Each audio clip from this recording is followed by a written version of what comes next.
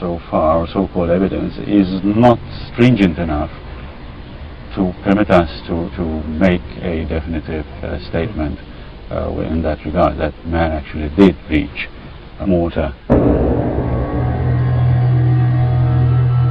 The so-called evidence concerns the discovery of human teeth amongst layers of prehistoric animal remains deposited in a spectacular natural cave called Gardalam. The animal remains were deposited by massive floods that filled the cave several times during the Ice Age. One layer, made up almost entirely of an extinct species of European red deer, had been washed in some time before 12,000 years ago. The teeth were found in this layer, suggesting very strongly that humans were here long, long before archaeologists say they were. Researcher Dr. Charles Ventura tells me why archaeologists are still refusing to accept the finds. The suggestion was that during excavations these teeth might have been displaced from the upper layers downwards, yes, and they fell down to the lower layer. What I find goes against that argument is that there was another tooth, at least another tooth, and this tooth was found under a stalagmitic sheet. It was highly unlikely for it to have been displaced from the above layers, because if it fell, it would have fallen towards the middle of the trench, not under the sheet. In fact, it suggests that the sheet formed on top of it. Yeah, that's it. So really what seems to be happening here is that a beautiful archaeological theory that Malta was uninhabited by human beings before 7,200 years ago is threatened by an inconvenient fact, which is 2 or 3 teeth in very clear stratification that suggest they're much older than that. These teeth did not make any sense. They were just pushed aside, slowly pushed aside, and ignored. The teeth had been sent to London for tests to determine their age. The results were ambiguous, but were claimed by archaeologists to support the orthodox position. Ventura's colleague, Dr. Anton Mifsud, who had first shown me the cart ruts, decided to re-examine the test data in 1996. What I did, I wrote to the Museum of Natural History in London. They gave me access to the total set of results at the time, and these included other tests, including the fluorine tests, yes, and later uranium oxide. These tests were used to date samples by measuring chemicals that are absorbed at a regular rate over time. If you take 2 specimens which were lying on the same horizon, and you compare their fluorine and their uranium oxide, there you have a very valuable tool in relative dating. Well, these other tests show that the teeth are actually ancient. Right, and they will not be published until I published them in 1997. The controversy is still raging, but the full test results cast doubt on the received wisdom that the teeth are less than 7,200 years old and could rewrite Malta's prehistory. Dig a little deeper, and you find that in other key sites, the archaeology here is seriously questionable. Take the Hypogeum, a vast underground temple complex near Malta's Grand Harbour. Thousands of human remains discovered over 50 years ago have simply disappeared. There are even rumours that ancient wall paintings have been scrubbed off. Based on the style of the few artefacts found, it's thought to be about 5,000 years old. But could it be older?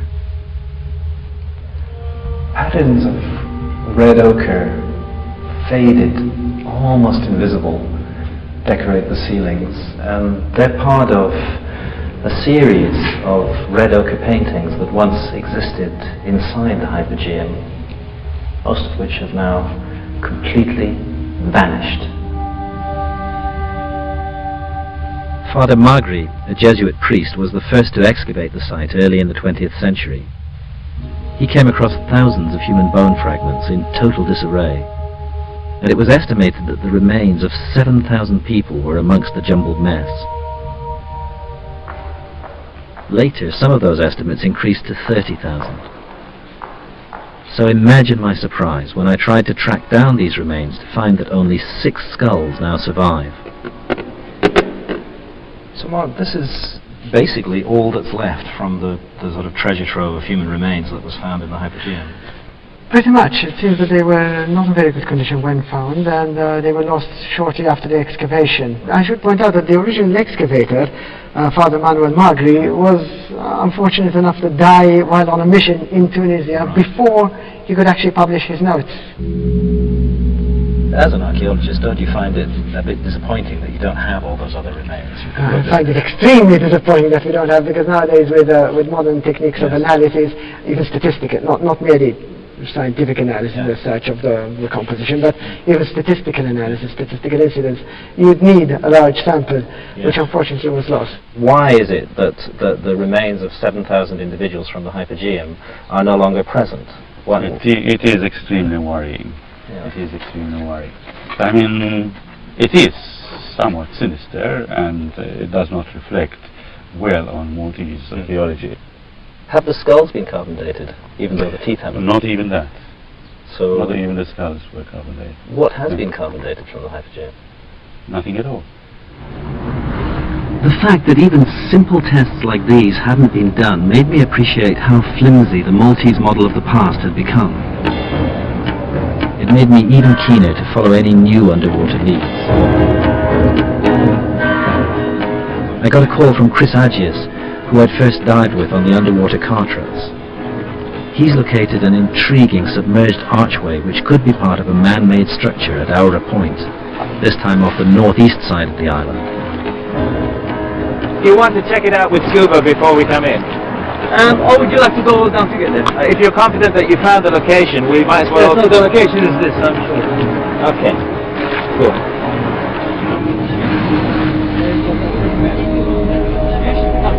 Come on, Declan, conquest! Come on, there.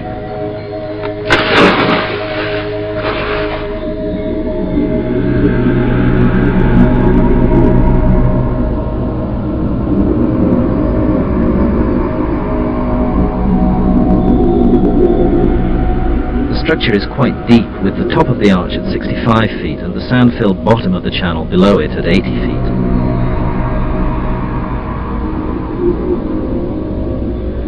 Swimming through the arch, it's hard to miss the nicely squared-off sides of the channel, and difficult to imagine what natural erosive forces could have created such a feature. But most interesting is the clear north-south alignment of the channel, which adds to the sense that human beings could have been involved in shaping it.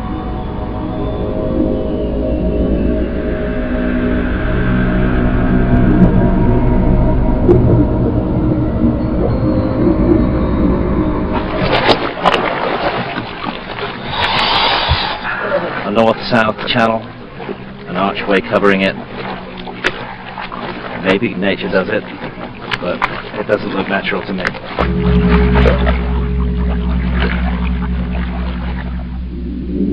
If it is the work of human beings, then they were here more than 12,000 years ago, when this deep site last stood above water.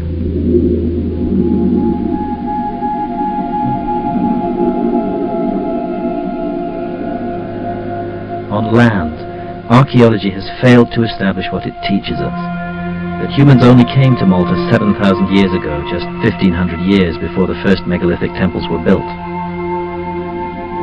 Underwater, there's increasing evidence that our ancestors were here much earlier than that and were in the construction business from the very beginning.